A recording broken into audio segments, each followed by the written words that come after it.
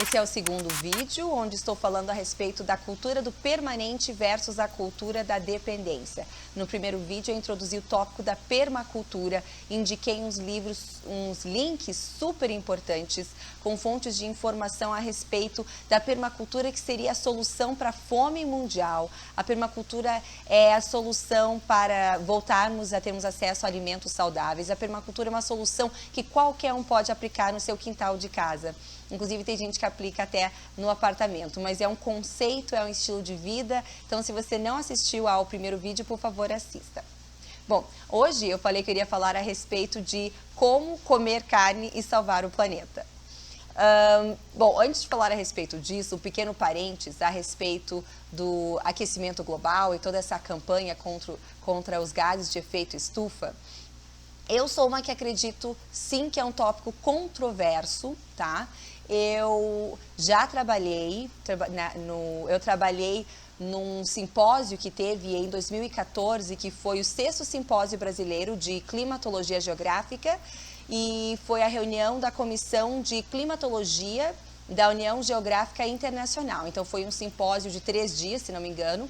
Eu estava fazendo a tradução simultânea, pois era um evento internacional.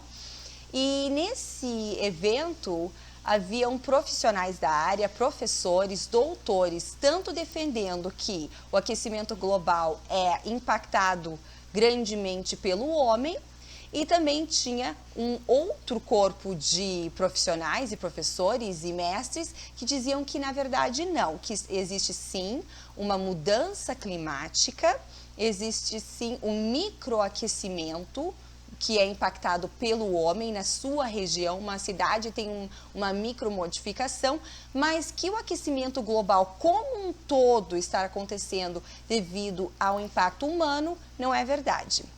Então foi um evento bem interessante de traduzir, e durante os primeiros dias os dois lados estavam respeitando bastante a opinião um do outro, até o último dia onde chegou um político, e o político não soube respeitar aqueles que tinham a opinião de que não, o aquecimento global não é impactado pelo homem. É a única vez que eu tive que traduzir discussão em algum evento. Foi interessante, coitado dos participantes internacionais, ficaram com o olho desse tamanho. Algo que me deixou um pouco preocupada foi quando alguns dos professores, eu me lembro de uma reclamação específica de uns 2 professores explicando que as únicas pesquisas incentivadas e com incentivo financeiro nas universidades eram aquelas que iam na linha ou apontavam para a questão do aquecimento global ter impacto humano. Agora, se eles quisessem fazer alguma pesquisa sugerindo o oposto, eles não teriam essas pesquisas patrocinadas ou com apoio financeiro, então eles estavam muito frustrados com isso. Então, só para saber que existem os dois lados e não é tão certo assim que o aquecimento global na sua maior escala, na macro escala, seja devido ao impacto humano. Existe sim uma mudança climática, não necessariamente o aquecimento climático. Alguns lugares estão esfriando, outros aquecendo, mas de qualquer forma esse não é o tópico. O que eu vou falar é a respeito então de como comer carne e salvar o planeta. Eu estou colocando uma descrição de um TED Talk, e esse TED Talk é do Alan Savory, biólogo e pesquisador.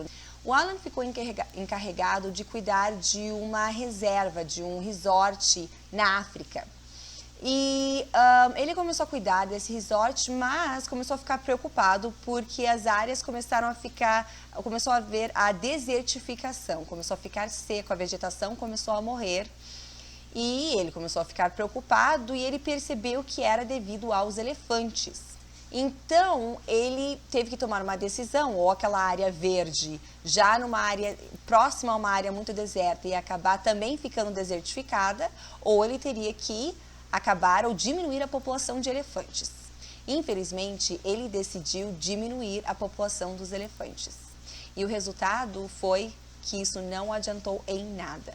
Ele percebeu que a desertificação continuou, se é que não piorou.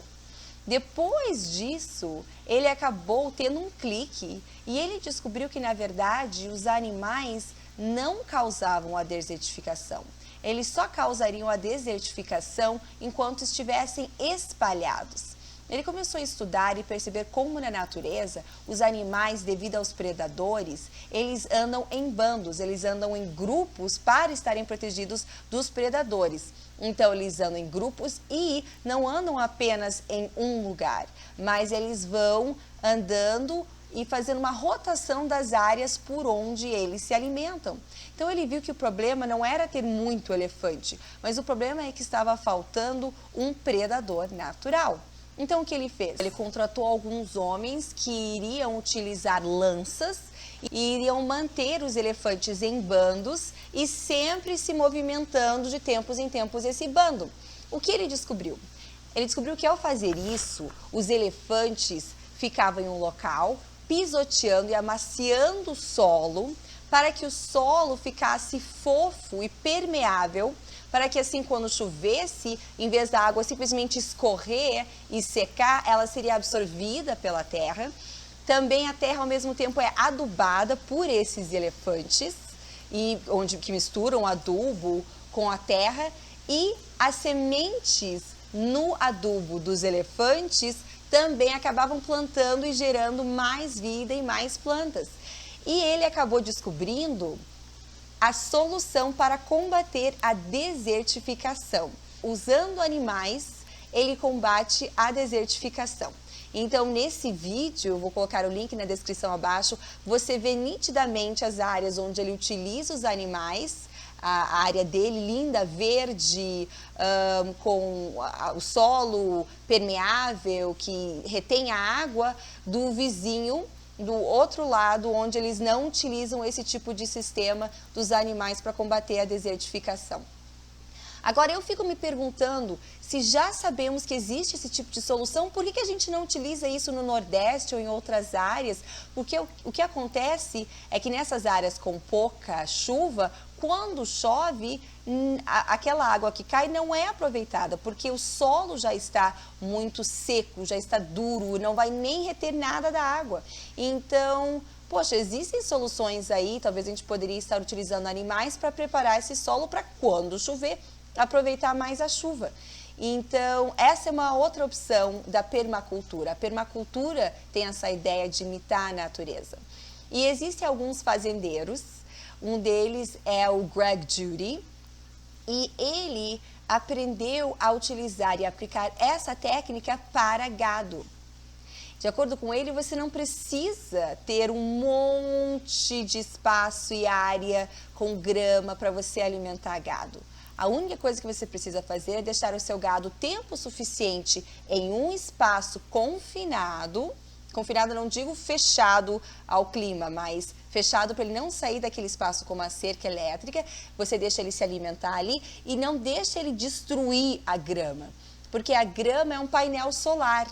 O que acontece? Ela capta a energia do sol, mas se o gado comer toda a parte de captação da grama, ela vai demorar para crescer de novo. Agora, se os animais comerem uma certa parte e forem embora, a parte que ficou vai ter área suficiente para captar a energia solar e em breve crescer de novo. Essa área já vai estar adubada, já vai ter tido uma remexida, vai estar cheio de vida, de minhocas devido ao adubo e bichinhos que são super saudáveis, e você pega o bando, joga para o outro lado por um tempinho para fazer o mesmo processo, e assim você vai revezando até chegar meses depois nesse mesmo lugar.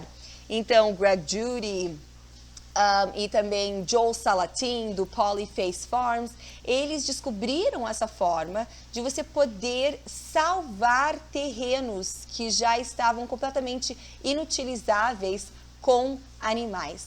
Então, assim, você está salvando o planeta.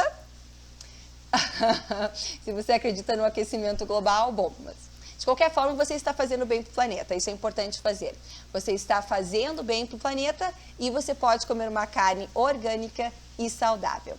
Então, eu vou colocar os links na descrição. Gente, essa cultura da independência. Imagina você poder ter um gado que não depende de grãos. Se a gente seguisse essa fórmula, não precisaríamos ter tanta terra sendo gasta para a criação de soja, para a criação de de milho, para depois se tornar ração, para ir o nosso gado comer, para depois ir para a mesa.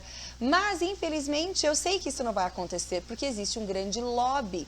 Existe um comércio gigantesco de equipamento agrícola, de máquinas agrícolas, que precisam de clientes, que precisam dessa monoagricultura só com um monte de soja e precisam usar aqueles tratores. Então, sim, não existe o interesse para essas soluções, pelo menos não para os grandes jogadores, os grandes players na área da agricultura. Mas para qualquer um que quer ser independente, que quiser ter uma forma de renda, quiser ter um estilo de vida mais saudável, existe uma solução sim. Então pesquise, o mob grazing é o que se chama quando você tem essa forma de pasto, de você alimenta teu gado, teu rebanho, apenas com pasto, fazendo esse revezamento, que além de alimentar o animal de forma orgânica, ele regenera a tua área, a tua terra. Pesquise, essa faz parte da cultura do permanente, é assim que as coisas deveriam ser. Eu preciso agradecer ao meu paizinho que me ensinou a respeito disso. Na verdade, o meu pai, ele sim estuda permacultura, ele sim tem pesquisado e está com o projeto dele aí para que nós, como filhos, possamos também desfrutar disso. Então, obrigada, paizinho. Quem sabe uma hora eu faço um hangout com ele para ele explicar na prática como essas coisas funcionam. Então, eu espero que tenham gostado. Esse é um assunto importantíssimo que deve ser divulgado. Tá bom? É a solução para a fome, é a solução para regiões desertas, onde não se pode utilizar a terra, não se pode plantar nada. Então, podemos sim recuperar tudo isso com animais, ok? Então, até a próxima, agradeço a atenção.